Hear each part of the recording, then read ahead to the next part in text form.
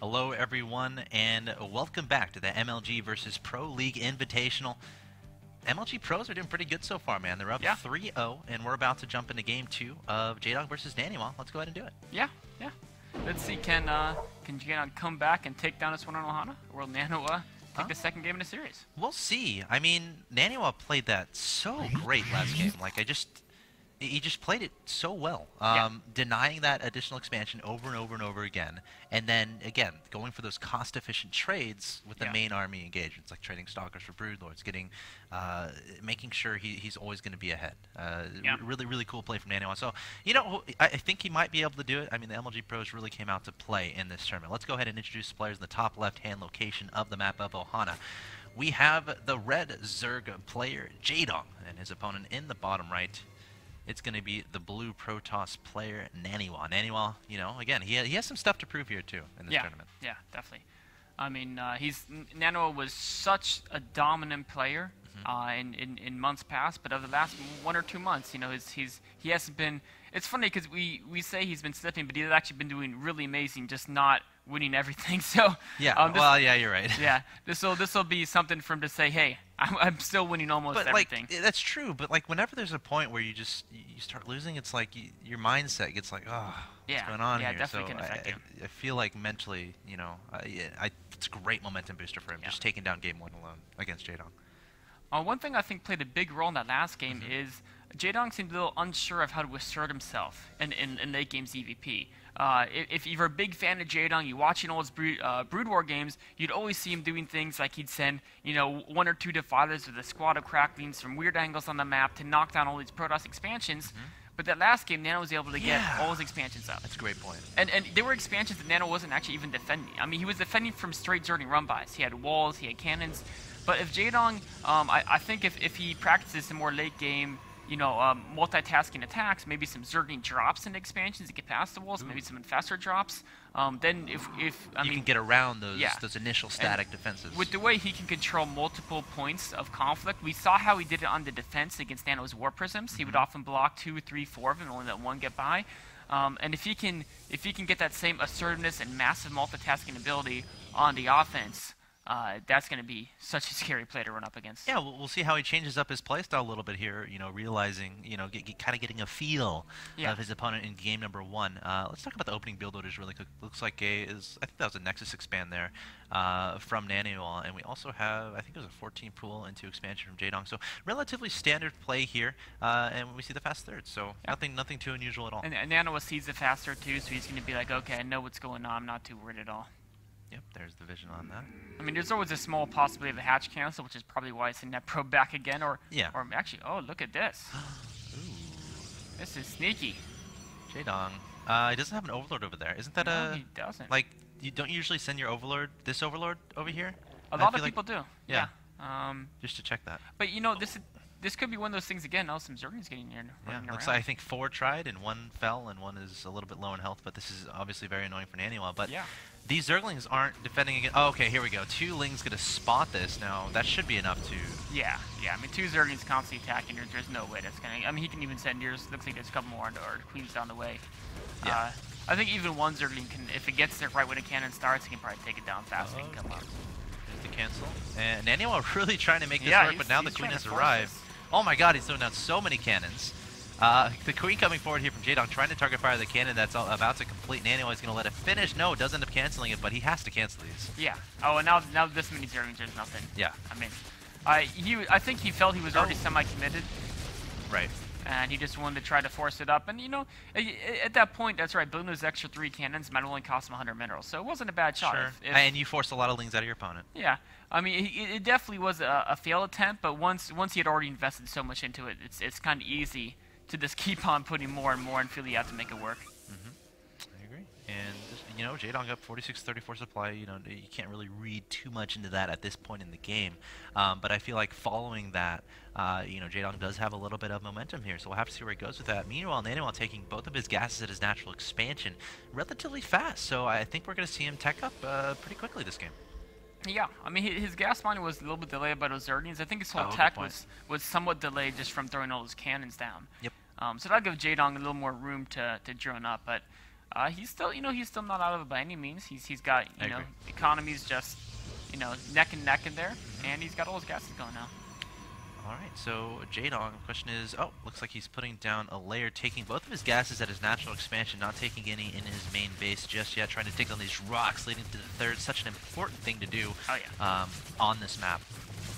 I mean, it's not even for defense, it's also just for macro. I mean, the drones can take a shorter route to the third, so there's so many reasons you want to kill those rocks. Of course, Naniwa probably won't kill his till a little bit later because he doesn't want Zerglings running in there, but obviously it'll be, if Naniwa does take a third, he will want to kill those rocks as well. And a lot of things that Zerg do is just keep an eye on these rocks, and if you see them starting to take him out, you can kind of know, okay, he probably wants to expand. He probably is not going to do some sort of 2-base all-in because, you know, that's the thing as Zerg player. Like as a Zerg player, the main thing you're going to look at is my opponent taking a third? Because if he's not taking a third, all of a sudden you got to start worrying about all the potential 2-base all-ins that could be coming your way.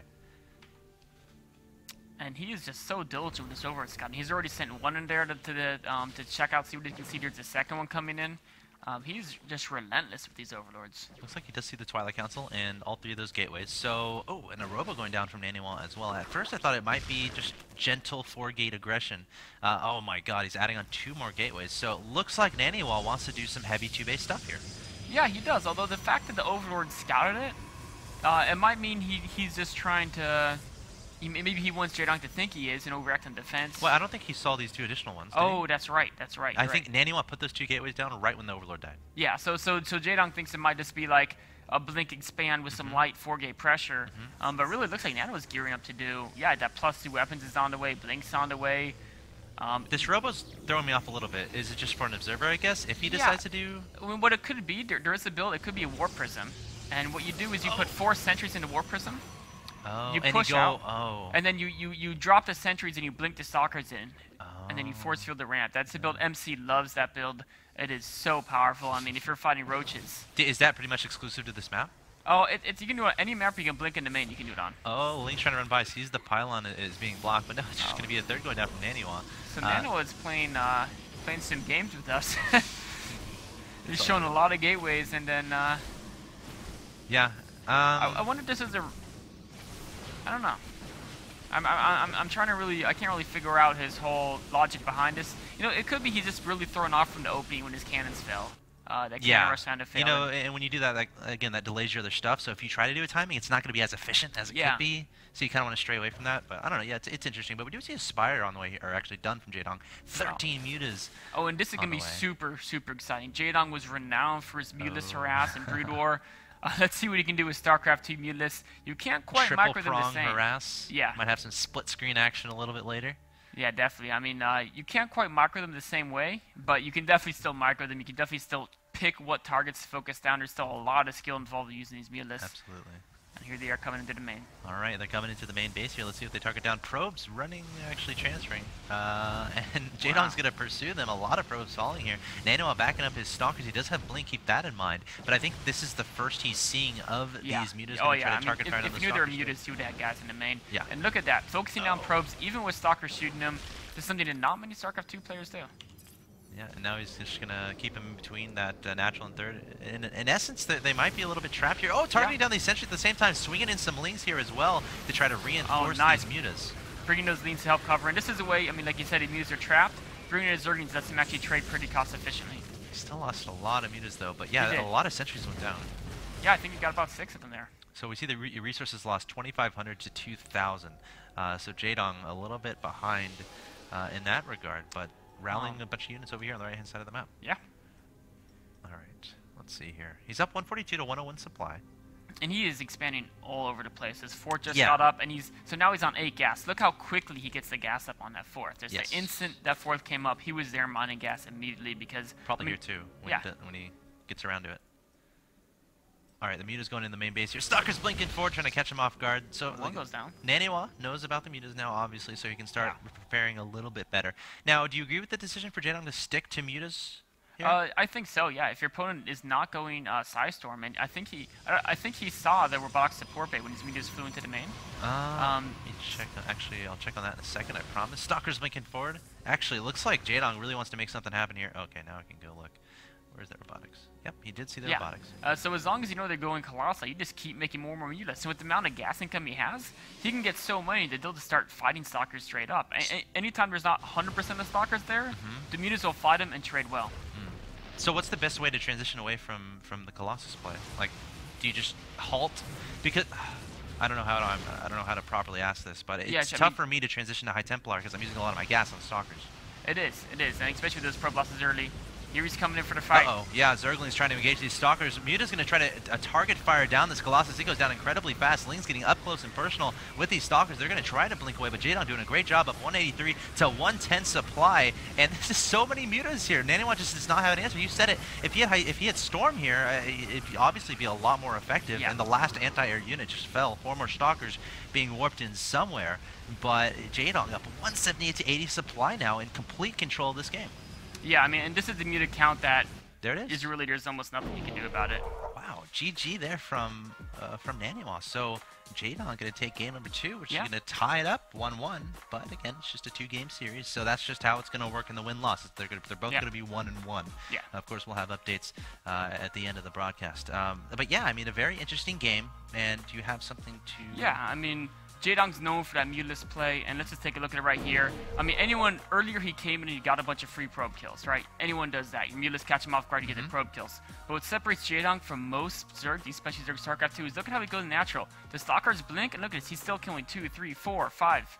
5 probes go down that most Zergs would have never killed those probes. They either fought the Stalkers or they would have fought the so he targeted those right probes. away. Exactly. Because if you just have an attack move, they go for Stalkers. So Jaedong was right there targeting probes, and that would turn, 6, 7 probe kills that the surprise factor got into 12 kills from the Jaedong factor. Wow, it's pretty cool play. And of course, a little bit later, he ended up taking on the sentries. The Lings and then came that's down. what lets the Zerglings come in. Yeah. Exactly. So, I mean, right here, I don't think that was the best trade, because he lost like 8 mutas, but they were stuck there anyway. Yeah, in between the natural and third there, it's kind of hard to leave. Naniwa's going to be keeping an eye on that. Exactly. So this is the best way to trade him off. At least you get some value. Getting all those sentries is what allowed that game-ending attack. The Zerglings got in on the Stalkers. There was no force fields. No force fields. Yeah. Got to be able to protect those Stalkers. But yeah, that's going to do it for the Jaedong versus Naniwa series. That was pretty exciting, man. Yeah. I mean, we finally have a Pro League player taking win. Of course, Huck able to 2-0 Bisu.